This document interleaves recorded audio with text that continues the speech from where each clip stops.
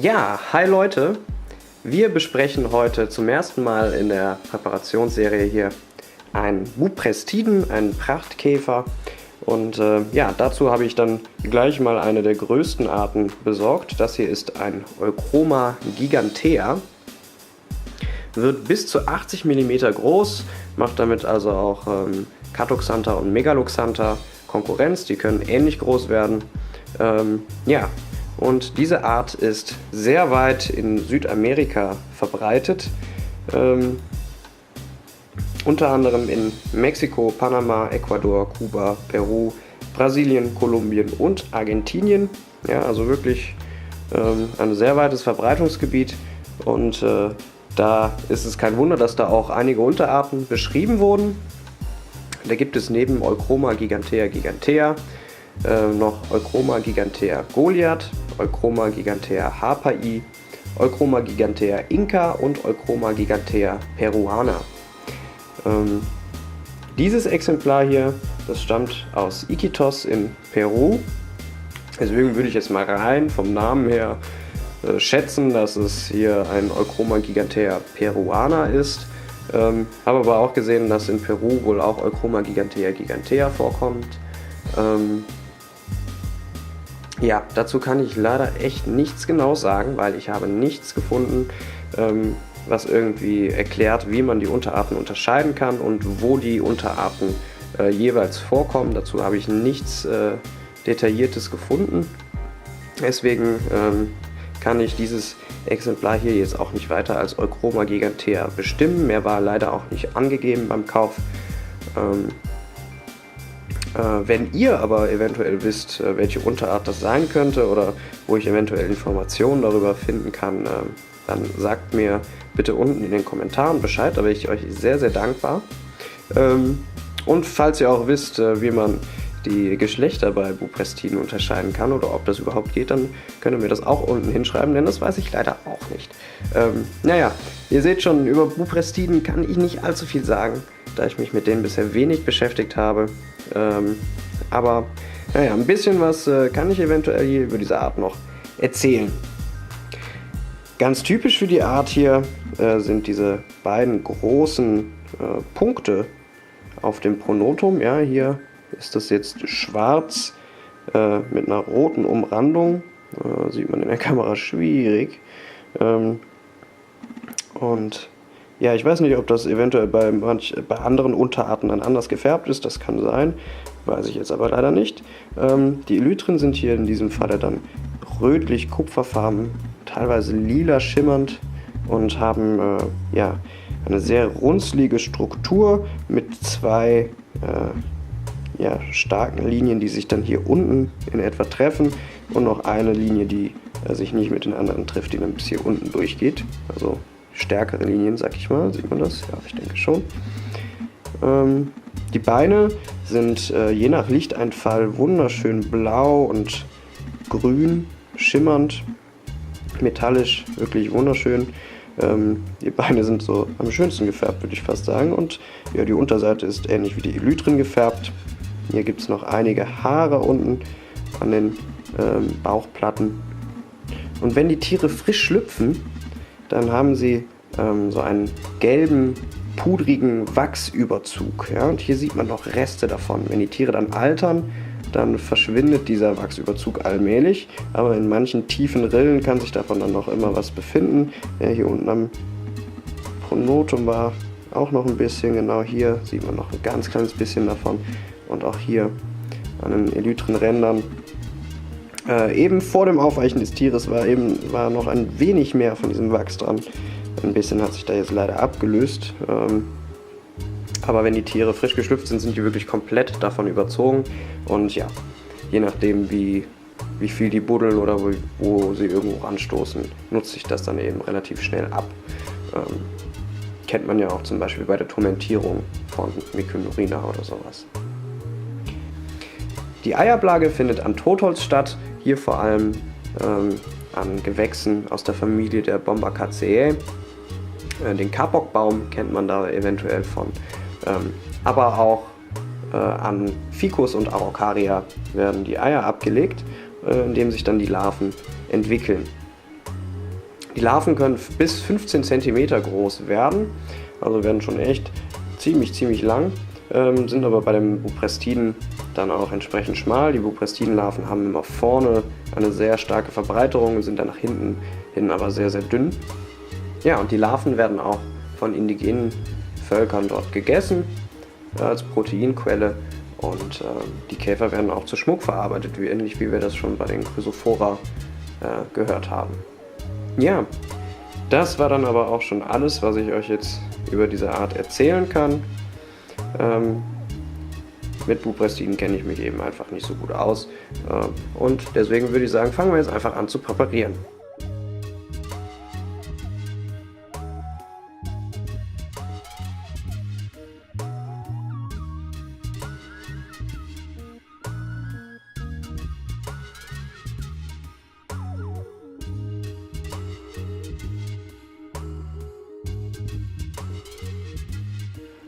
Okay, es war jetzt gerade echt ein Kampf, diese Nadel da reinzukriegen. Sehr harte Elytren.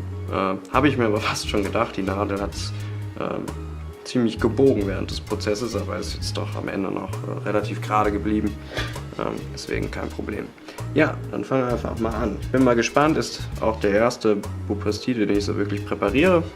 Mal gucken, wie es so wird, aber ich denke, das wird relativ easy. Hoffe ich doch mal.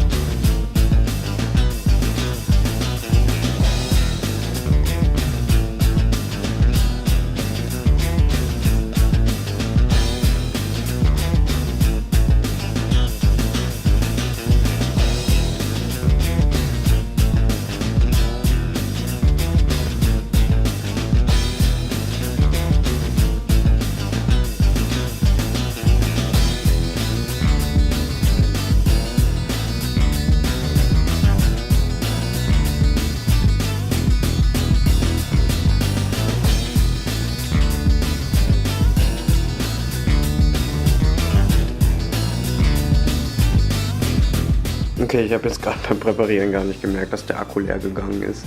Deswegen hoffe ich, es war doch noch genug drauf. Auf jeden Fall bin ich jetzt soweit erstmal fertig. Es war echt schwierig, die Tarsen richtig zu drehen. Die sind dann immer wieder irgendwie zurück in die Ursprungsposition geflutscht und waren relativ verdreht.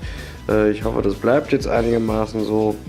Ja, ansonsten wird es, denke ich, ganz okay sein. Gut, dann lassen wir ihn jetzt erstmal trocknen. Und ja, wir haben anfangs noch vergessen zu messen. Das machen wir dann auch, wenn der Käfer trocken ist und wir abnadeln. Okay, der Käfer hat jetzt ein paar Tage getrocknet. Ihr seht, ist auch noch gut ausgelaufen. Sollte jetzt aber bereit zum Abnadeln sein. Und dann bin ich mal sehr gespannt, wie es denn so geworden ist.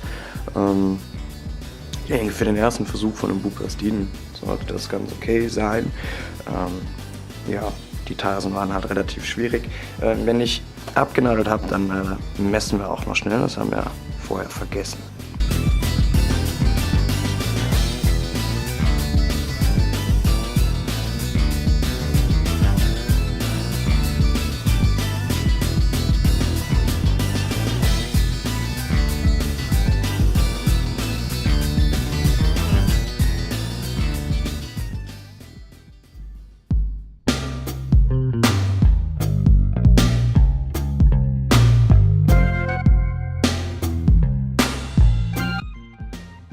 Okay, das ist das Ergebnis.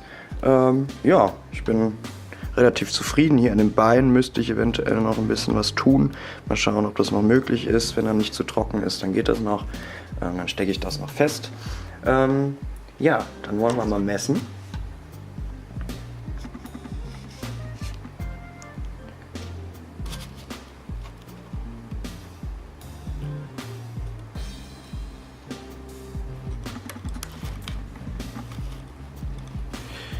Das sind 60 mm, ziemlich genau. Ja, gehen also noch 20 mm mehr. Das werden echt richtig dicke Dinger. Bin ich mal gespannt, ob ich so einen auch mal irgendwann zu Gesicht bekomme, so einen ganz, ganz großen. Aber auch dieses Tier hier hat schon echt eine ziemlich schöne Größe, wenn man mal vergleicht zu den meisten Buprestiden, die dann doch deutlich kleiner sind.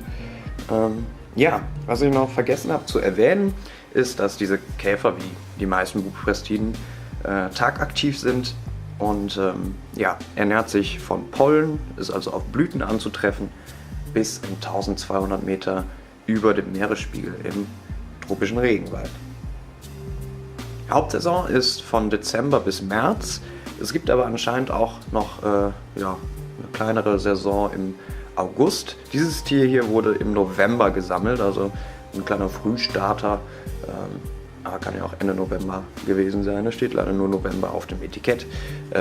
Aber ja, dann ist das unser erster Buprestide, den wir hier präpariert haben. Und ja, bin mal gespannt, wie ihr diese Familie so findet. Habt ihr da auch Arten von in der Sammlung? Schreibt es mir in die Kommentare. Wenn es euch gefallen hat, dann gebt einen Daumen nach oben und vergesst nicht zu abonnieren. Wir sehen uns in der nächsten Folge. Bis dann. Ciao.